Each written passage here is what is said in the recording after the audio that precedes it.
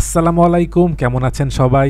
দেশ এবং প্রবাস থেকে যারা ভিডিওটি দেখছেন আপনাদের সকলকে স্বাগতম। পূর্বাচল এক্সপ্রেসওয়ে শেষ প্রান্তে আন্ডারপাসের কাজ শুরু হয়েছে। এর আগের বার কাঞ্চন থেকে ভুলতা পর্যন্ত সে অংশে বেশ খানিকটা জায়গায় সার্ভিস লেনের কাজগুলো হয়েছিল, আর একদম মদনপুর পর্যন্ত এখানে সড়কটির বর্তমানে কি অবস্থায় রয়েছে চলুন সেই অংশগুলো দেখে আসি।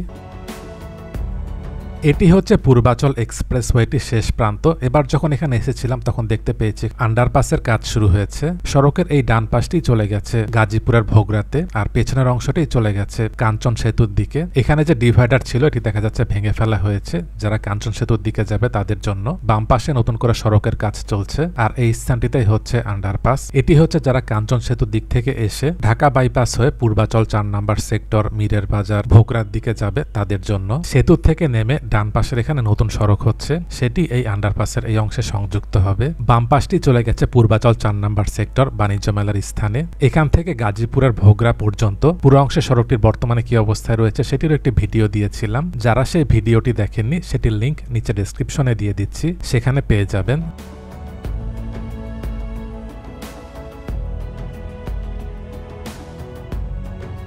এটি হচ্ছে কাঞ্চন সেতু, বাম পাশে নতুন সেতু, সেটি দেখা যাচ্ছে অনেকটা আগের মতোই আছে। এদিকের অংশে র্যাম্পের কাজটি বাকি আছে। এই সড়কটি একটি খুব গুরুত্বপূর্ণ সড়ক, সেই সাথে ঢাকাতে প্রবেশেরও একটি গুরুত্বপূর্ণ রুট। সিলেট মহাসড়ক, চট্টগ্রাম মহাসড়কের বিপুল পরিমাণ যানবাহন এই দিক দিয়ে ঢাকাতে প্রবেশ করে, আর পূর্বাচলে এক্সপ্রেসওয়েটি হয়ে যাওয়ার ফলে এই সড়কের যানবাহনের চাপও অনেক বেড়ে গেছে। আজকের ভিডিওটিতে স্পন্সর করেছে অনলাইন বাংলা স্কুল। পৃথিবীর বিভিন্ন দেশ থেকে প্রবাসী শিশুরা এখান থেকে বাংলা ভাষা শিখতে পারে। বিস্তারিত জানতে ভিজিট করুন onlinebanglaschool.com। তাদের ওয়েবসাইটের লিঙ্কটি নিচে ডেসক্রিপশনে দিয়ে দিচ্ছি, সেখান থেকে পেয়ে যাবেন। এটি হচ্ছে কাঞ্চন সেতুর অপর প্রান্ত। নতুন সেতুর এখানে দেখা যাচ্ছে র্যাম্পের কাজ হয়ে গেছে, আর কিছু অংশে সড়কের কাজও চলছে। ডান পাশে এখানে সড়ক এবং সেতুতে উঠার অংশে সড়কটি বেশ ভাঙাচুরা। এই অংশগুলো ঠিক করা গেলে যানবাহনগুলো নিরবিচ্ছিন্নভাবে সেতুতে উঠতে পারবে, এতে করে যানজটের সৃষ্টি হবে না। আর সামনে ঈদ রয়েছে, সেই বিষয়টিকে লক্ষ্য রেখে এই অংশটি সংস্কার করলে ঈদের সময় এখানে যানবাহনগুলো চলাচলে বাধাগ্রস্ত হবে না। বামে এবং ডানে সার্ভিস লেনের কাজগুলো হয়ে গেছে, সেখান দিয়ে বর্তমানে যানবাহনগুলো চলাচল করছে। মাঝখানের এই অংশেই হবে মূল এক্সপ্রেসওয়ে। সামনে এটি হচ্ছে এখানে টোল প্লাজা। এখানের এই টোল প্লাজার কারণে অনেক সময় দেখা যায় দীর্ঘ যানজট লেগে যায়। টোল প্লাজার পর এখানে একটি আন্ডারপাস হচ্ছে, এখানে একটি চৌরাস্তা রয়েছে। ভবিষ্যৎ পরিকল্পনার অংশ হিসাবে আন্ডারপাসগুলো বড় করে তৈরি করলে ভালো হয়। বর্তমানে সড়কের দুপাশটি অনেকটা খালি রয়েছে, ভবিষ্যতে এই জায়গাগুলো এরকম থাকবে না। এখানে ব্যবসা প্রতিষ্ঠান, শিল্প কলকারখানা, আবাসিক এলাকাও গড়ে উঠবে, যার কারণে সার্ভিস লেনেও যানবাহনের অনেক চাপ বেড়ে যাবে। এদিক থেকে বেশ খানিকটা জায়গায় দেখা যাচ্ছে সার্ভিস লেনের কাজগুলো হয়েছে।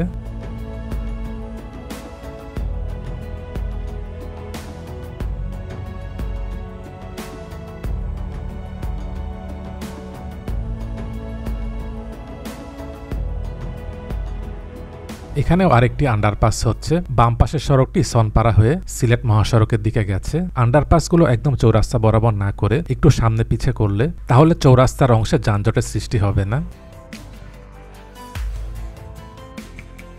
বাম পাশের সার্ভিস লেনটি দেখা যাচ্ছে এই পর্যন্তই হয়েছে, আর ডান পাশের অংশটি আরো সামনের দিক পর্যন্ত হয়ে গেছে। বাম পাশে এটি হচ্ছে পূর্বাচল আমেরিকান সিটি। এই অংশে বাম পাশের লেনের সড়কটি খারাপ রয়েছে।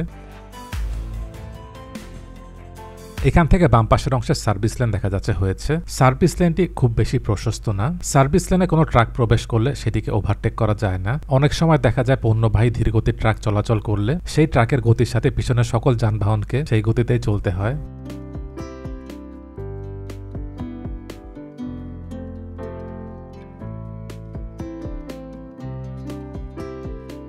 এবার একটু সামনে আসলাম, এখানেও বাম পাশে কিছু অংশে সার্ভিস লেনের কাজটি বাকি আছে।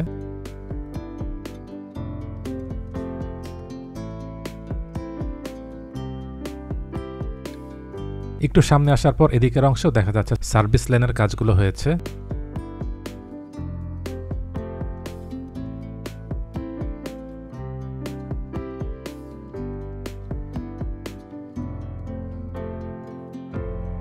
এবার ভুলতার কাছাকাছি চলে এসেছি। কাঞ্চন সেতু থেকে ভুলতার এ পর্যন্ত আসার পথে দেখতে পেয়েছি অল্প কিছু অংশে সার্ভিস লেনের কাজটি বাকি আছে। ঈদের আগে সার্ভিস লেনের বাকি অংশের কাজটি হয়ে গেলে কাঞ্চন সেতু থেকে ভুলতা পর্যন্ত সহজেই আসা যাবে। ভুলতা ফ্লাইওভারের আগে এখানে দেখা যাচ্ছে একটি টোল প্লাজা করা হচ্ছে।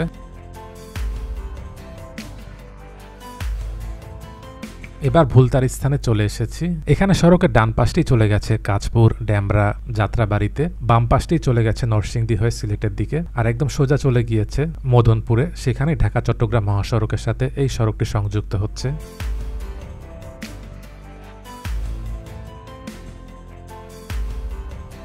এখানে সড়কের দুপাশে দেখা যাচ্ছে সার্ভিস লাইনের কাজ হয়েছে। এই জায়গাটিতে আরেকটি আন্ডারপাস হচ্ছে।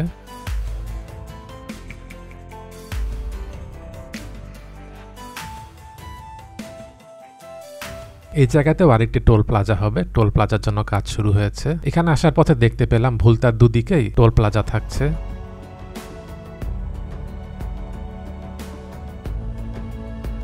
এখান থেকে সার্ভিস লেনের কিছু অংশের কাজ বাকি আছে, আর একটু সামনে থেকে দেখা যাচ্ছে দুপাশে সার্ভিস লেনের কাজগুলো হয়েছে।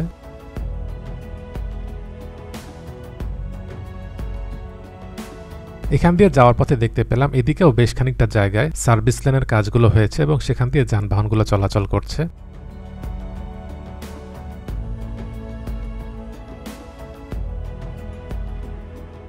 একটু সামনে আসার পর এখানে দেখা যাচ্ছে আগের যে 2 লেনের সড়ক, সেখান দিয়ে যানবাহন চলাচল করছে। দুপাশে বালু ফেলে সেটি বর্তমান সড়কের লেভেলে চলে এসেছে। এরপর এদিকে সার্ভিস লেনের কাজগুলো করা হবে।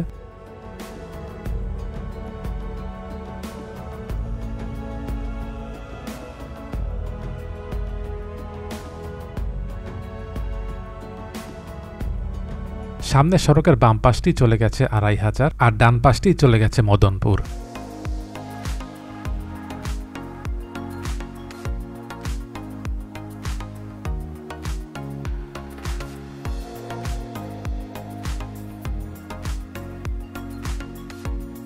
এখানে আরেকটি আন্ডারপাস, যেটি দেখা যাচ্ছে এখানে স্বল্পগতির যানবাহনগুলো চলাচল করতে পারবে।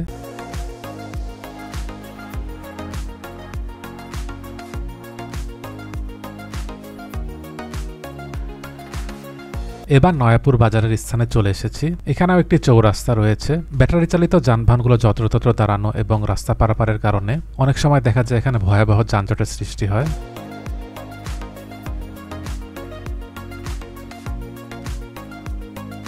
এদিকের অংশে দেখা যাচ্ছে সড়কের দুপাশে বালু ফেলা হবে, কিছু অংশে বালু ফেলা হয়েছে।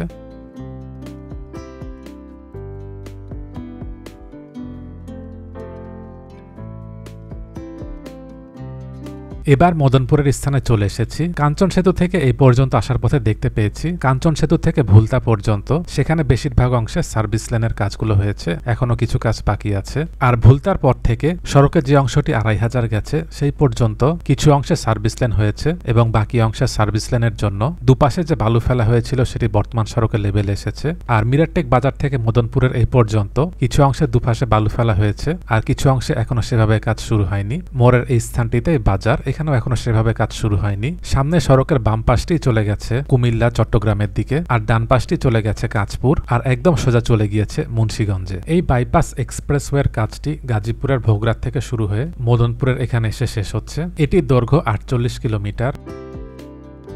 ভিডিওটি কেমন লাগলো কমেন্ট করে জানাবেন। ভালো লেগে থাকলে লাইক এবং শেয়ার করে অন্যদেরকেও দেখার সুযোগ করে দেবেন। দেশ এবং প্রবাস থেকে এতক্ষণ ধরে যারা ভিডিওটি দেখলেন আপনাদের সকলকে অসংখ্য ধন্যবাদ।